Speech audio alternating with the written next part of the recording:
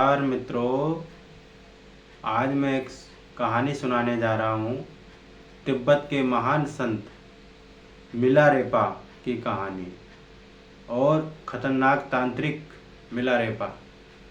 इन्होंने क्या करा, अपने तंत्र विद्या का उपयोग करके पूरे 80 लोगों पर ओलों की वर्षा करा दी। पूरे 80 के 80 लोग वहीं पर तुरंत ही मौके पर ही मौत हो गई उनकी।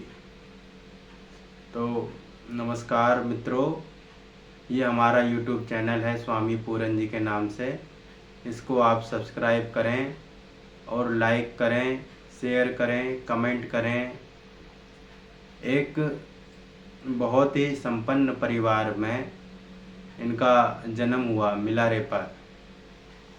मिलारेपा का हुआ ये कि जब ये थोड़े से बड़े हुए, और इनकी बहन भी थी इनसे छोटी, और इनकी माँ थी साथ में। थोड़े से बड़े हुए, थोड़े से, तो इनके पिताजी जो है मतलब दुनिया छोड़कर चले गए। फिर इनके एक चाचा भी थे, तो इनके चाचा ने अपने पत्नी मतलब अपने भाई की पत्नी और अपने भतीजे भतीजी को कहा कि तुम मेरे साथ ही रह लो। ठीक है, इनकी अच्छी खासी ज़मीन थी गांव में, अच्छी खासी ज़मीन जायदाद थी, काफ़ी संपन्न थे। तो ये जो है उनकी बातों में आ गए और उनसे कह दिया गया, बोले जब तुम बड़े हो जाओगे तो तुमको हम ये ज़मीन वापस कर देंगे। कुछ दिन तो उन्होंने व्यवहार सही रखा इनके चाचा ने, लेकिन फिर हुआ क्या, उनके व्यवहार में कड़वाहट आने लगी। उनसे मज़दूरों की तरह व्यवहार करने लगे, बहुत बहुत बुरी तरीके से उनको सताने लगे। तो इनको जो है अच्छा नहीं लगा। इनको मिलारेपा थोड़े से बड़े हुए, 13 साल की अवस्था हो गई, तो इनको जो है अपने चाचा से बदला लेने की इच्छा हुई। तो इन्होंने कुछ तंत्र विद्या के बारे में सुन रखा था।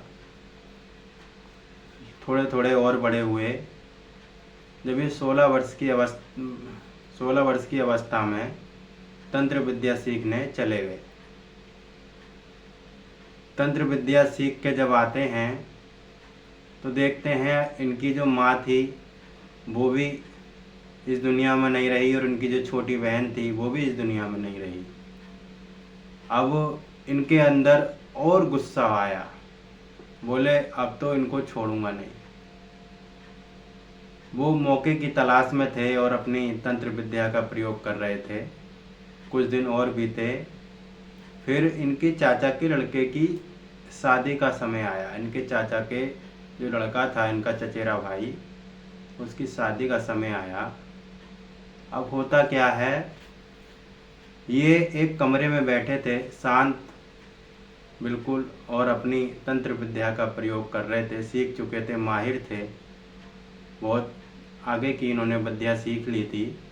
उधर वो शादी हो रही थी, गांव के भी सभी लोग रिश्तेदार थे, लगभग 80-85 लोग उस शादी में शामिल थे। इन्होंने वही दिन चुना अपने चाचा को और चाची को मारने के लिए। और गांव वाले भी, बाकी सब जानते थे कि ज़मीन तो इनकी है, लेकिन वो काफ़ी संपन्न हो चुके थे। इनके चाचा काफ़ी पैसे वाले हो चुके थे, तो वो सच कहने की हिम्मत नहीं जुटा पाते थे। इसलिए उन्होंने सबको एक साथ मारने की इच्छा जाहिर करी। उधर शादी में सब लोग खुशी खुशी अपना एंजॉय कर रहे थे। इन्होंने धीरे धीरे मंत्र बुदबुदा रहे थे, फिर मंत्रों की आवाज़ तेज होने लगी। फिर इन्होंने क्या करा, बहुत तेज आवाज़ से, और इनका जो मतलब मन था एकदम गुस्से से भर गया, बहुत तेज बदले की आग में भर गया। अपने मंत्रों का प्रयोग कर रहे थे। तभी उस जगह पर जहाँ पर ये शादी चल रही थी, अचानक बादल घिराते हैं, मोटे मोटे बादल घिराते हैं, काले काले, और ओले बरसने लगते हैं। और ओले सामान्य से अधिक मोटे थे। धीरे धीरे एक एक करके लगभग 80-85 लोग एक साथ जानवरों की तरह मर गए। और उधर वो लोग मर रहे थे और इधर मिलारेपा जो थे, इनको बहुत खुशी हो रही थी, बहुत सुकून मिल रहा था। लेकिन कुछ दिन तो इन्हें सुकून मिला, लेकिन बाद में इनको बहुत पश्चाताप हुआ कि ये मैंने क्या कर दिया, ये तो मेरे से बहुत बड़ा गुनाह हो गया। तो इन्होंने क्या करा, इन्होंने सोचा कि मुझे जो है ये जो मैंने पाप कर्म किया है, इससे मुक्ति मुझे इसी जन्म में पानी है, और ये जो मेरी जन्म मरण का चक्कर है, मुझे इसी जन्म में ही ख़त्म करना है, मुझे इसी जन्म में ही मोक्ष पाना है। ये जो पाप कर्म का फल भोग कर इसी जन्म में ही मोक्ष पाना है। अब ये निकल पड़े अपने घर से दूर, बहुत गुरुओं की तलाश में, सब गुरुओं से पूछ रहे हैं। किसी गुरु ने कहा भी धीरे धीरे तुम्हारी प्रोग्रेस होगी, इस जन्म में होगी, फिर अगला जन्म लेना पड़ेगा। इस तरीके से ये आगे चलते बने। फिर होता क्या है, फिर ये चल रहे हैं, एक के बाद 2-3 गुरु इन्हें मिले। फिर जो है किसी ने इनको बताया एक मारपा है, मारपा ही तुम्हारी समस्या का हल कर सकते हैं। मारपा जो है 3 बार भारत की यात्रा कर चुके थे, भारत के धर्म ग्रंथों की वो तिब्बती भाषा में अनुवाद कर चुके थे, इसलिए उन्हें अनुवादक भी कहते थे। तो किसी ने मारपा के बारे में बताया, तो वो मारपा के शहर जहाँ पे मारपा रहते थे वहाँ पर चले गए। अब क्या देखते हैं कि एक बच्चा मिलता है, उनसे पूछते हैं कि मुझे मारपा से मिलना, अनुवादक मारपा से मिलना, ट्रांसलेटर जो होते हैं। तो वो बच्चा उनको खेत पे ले जाता है। खेत पे जो है मारपा काम कर रहे होते हैं। अब उनसे मारपा ने जो है उनको एक देसी, उस समय बियर चलती थी, मारपा ने उनको बियर दे दी, एक गिलास, बोले ये बियर पियो, बियर पी के मेरे खेत में काम करो। उन्होंने बियर पी, मिलारेपा ने, और पूरे दिन खेत में काम करा। शाम को वो जो लड़का था वो उनको घर ले आया, मारपा के घर।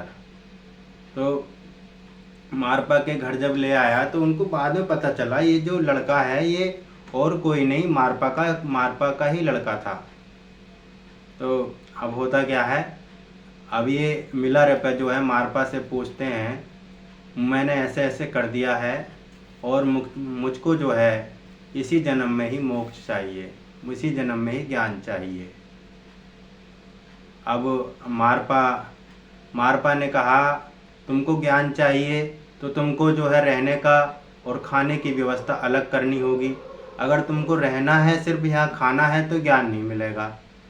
तो इन्होंने कहा कोई बात नहीं, मैं रहने की और खाने की व्यवस्था अपनी अलग कर लूँगा, आप मुझको ज्ञान दे दीजिए। इसे धम्म कहते हैं, धम्म की शिक्षा दे दीजिए। अब मिलारेपा जो है गांव में चला गया भिक्षा मांगने। वो बहुत सारा जो है अनाज ले आया, बहुत सारा अनाज उसने इकट्ठा कर लिया, भिक्षा मांगते मांगते साल भर का लगभग इकट्ठा कर लिया। वो कुछ ज़्यादा ही आगे कर लेता था, मिलारेपा जो था वो तो आगे ही कर लेता था। तो और कुछ अनाज बेचकर उसने तांबे के बर्तन भी खरीद लिए।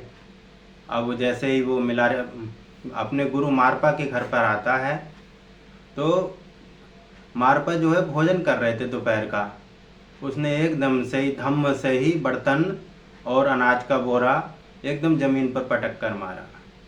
मारपा ने उनको कहा कि तुम जो है जैसे तुमने अपने चाचा को बर्बाद कर दिया था, यहाँ पे बर्बाद मत करना भैया, यहाँ पे मैं तुमको शिक्षा नहीं दे रहा। तो फिर जो है ये जो है मतलब इनके मन में थोड़ी गुलानी हुई थी। बोले मुझे थोड़ी पता था, आपने कहा आपने खाने पीने की व्यवस्था जो है खुद करना, इसलिए मैंने एक बार में ही कर ली। अब मारपा कह रहे चलो कोई बात नहीं। अब इनको जो है अपने खेतों में काम करने के लिए बोला गया कि तुम मेरे खेतों में काम करना और घरों की सफाई, मेरे घर की सफाई करना। अब धीरे धीरे 13 वर्ष से 13 वर्ष से नहीं, 16 वर्ष के जब पहुंचे थे उनके पास, उसके बाद धीरे धीरे लगभग 6-7 वर्ष हो गए उनको ये काम करते करते, लेकिन उनको अभी तक इनके गुरु मारपा ने कोई भी ज्ञान की दीक्षा नहीं दी, कुछ भी दीक्षा नहीं दी। ये रोज मजदूरों की तरह काम करते, सेवा करते गुरु के यहाँ अपने, उनके खेतों में अपने घर की सफाई करते। और जब भी चोरी चोरी छुपे छुपे ये मिला रेपा सत्संग में जाकर बैठ जाया करते, जहाँ पे मारपा अपने और शिष्यों को दीक्षा देते, तो अपने शिष्यों के संग मारपा जो है इनकी पिटाई कर देते थे, शिष्यों के साथ मिलकर, शिष्यों के साथ, क्योंकि इनको अभी आज्ञा नहीं थी कि तुम जो है ये सत्संग सुनो। धीरे धीरे चलता रहा ऐसे ही। फिर मारपा ने कहा कि फिर हाँ, मिलारेपा ने कहा कि आप गुरुजी मुझे शिक्षा दो, दीक्षा दो, ज्ञान दो। तो इन्होंने कहा मैं तुम्हें ज्ञान दे दूंगा, मेरे लड़के के लिए 3 कोने वाला मकान बना दो। अब इन्होंने 3 कोने वाला मकान बना दिया, उसमें 2 साल लग गए। फिर इनके गुरुजी कहने लगे मारपा, बोले 3 कोने वाला मुझे पसंद नहीं आया, अब तुम 4 कोने वाला बना दो। तो इन्होंने अब उसको तोड़कर 4 कोने वाला बना दिया, फिर उसमें 2 साल लग गए। फिर गुरुजी कहने लगे इनके यानी मारपा, बोले मुझे ये 4 कोने वाला भी पसंद नहीं आया, तुम 5 कोने वाला बना दो। तो उन्होंने फिर से उसको तोड़ा, फिर से उसको जो 5 कोने वाला मकान बनाया। फिर ऐसे ऐसे करके बहुत टाइम बीतता चला गया। फिर गुरुजी कहने लगे इसमें जो है चारों तरफ 4 जो है पिलर लगा दो 60-60 फीट ऊंचे। इन्होंने वो काम करा। अब इनकी उम्र तो ढलती जा रही थी, क्योंकि जवान अवस्था में गए थे और धीरे धीरे इतना टाइम हो गया और जो है अभी तक ज्ञान की बख्शिश इनको नहीं हुई। अभी तक इनको कुछ भी इनके हृदय में नहीं डाला गया। अब होता क्या है, इनके जो गुरु की पत्नी थी, उनका नाम तो मेरे को नहीं पता, ये उनकी पत्नी को माँ जैसा समझते थे, वो भी अपने बेटे जैसा समझती थी इनको, मिलारेपा को। उनको दया आ गई। उन्होंने कहा अपने पति से, मारपा से, बोले इसको जो है दीक्षा दे दो, बहुत दिन हो गए हमारी सेवा करते करते। तो उन्होंने अभी मना कर दिया, बोले अभी इसका टाइम नहीं आया। लेकिन उनको दया आ गई उनकी पत्नी को, तो उन्होंने चुपके से एक पत्र लिखा और अपने साइन करे, मारपा की राइटिंग में ही पत्र लिखा। और एक मारपा का एक शिष्य था जिसको इस दीक्षा देने का अधिकार था, उसके पास भेज दिया और ये कह दिया कि जाकर कह देना कि मारपा ने मुझे भेजा है, आप मुझे दीक्षित कर दें, आप मुझे ज्ञान दे दें। जब वो वहाँ पर गए और ऐसा सारी बात बताई, तो उन्होंने उनको दीक्षा दी, उनके शिष्य ने मारपा के। लेकिन उस ज्ञान का उनको कोई असर नहीं हुआ, कोई अनुभव नहीं हुआ। वो शिष्य भी बड़ा परेशान, हैरान, बोले ऐसा कैसे हो सकता है। बाद में मारपा को पता चला, मारपा वो गुस्से में थे, बोले तुमने ऐसा कैसे कर दिया। अब मिलारेपा का देखो कि बड़ी उनको गिलानी हुई, बहुत गिलानी हुई, बहुत शर्मिंदगी महसूस हुई। अब वो आखिर में आत्महत्या करने चल पड़े।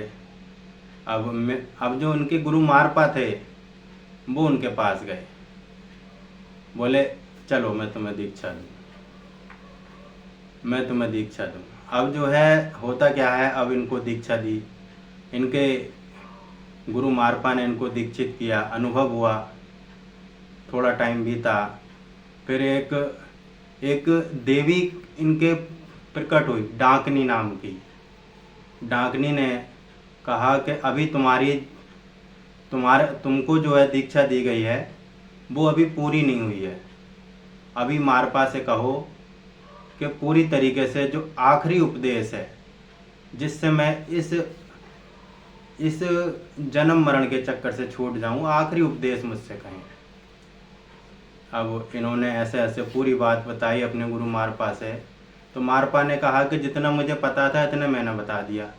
अब आगे की बात, जो मेरे गुरु हैं, मेरे गुरु का नाम है नरोपा, वो भारत में रहते हैं, इंडिया में रहते हैं, तो वहाँ मुझे जाना पड़ेगा। अब जो है दोनों चेले और गुरु यानी मिलारेपा और मारपा भारत आए, भारत में अपने गुरु नरोपा से मिले।